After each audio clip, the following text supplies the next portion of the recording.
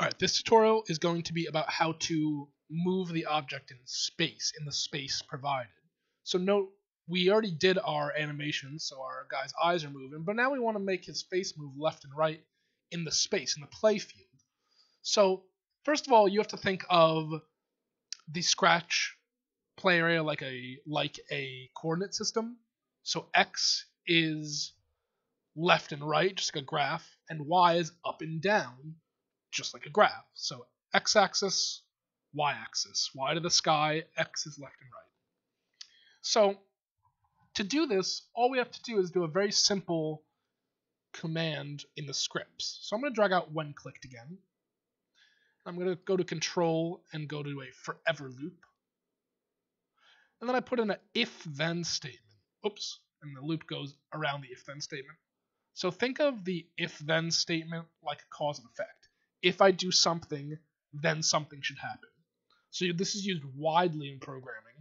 For our instances, we're going to use it to make movement.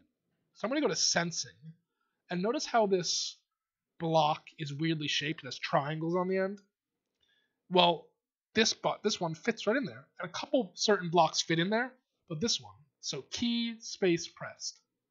But I don't want to do a space bar. I want to do, for instance, for the first one, move right. So if I click the down arrow, it says when the right arrow is pressed, what should happen? Well, the character should move right. So to do that, we go into motion. And remember, if we're going right, we're moving along the x-axis. So I can go to change x by 10. And now when I hit the green flag, he's going to move. And when I hold the right arrow key down, he moves to the right. Well, that's great, but how can I move him to the left? Well, it's just the opposite of this one. And I can just right-click and duplicate and put it under. If the left arrow is pressed, then change x by, and that's actually going to be negative.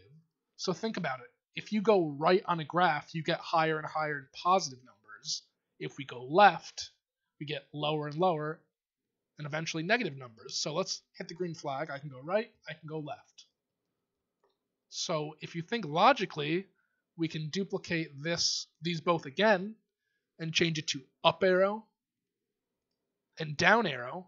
And instead of change x by, we're going to go to change y by. 10 for up arrow, change y by negative 10 for down. So now I can hit play and I have a fully functioning moving sprite in there. So that's very basic movement. You would couple the movement with like moving leg animations to make a character completely walk.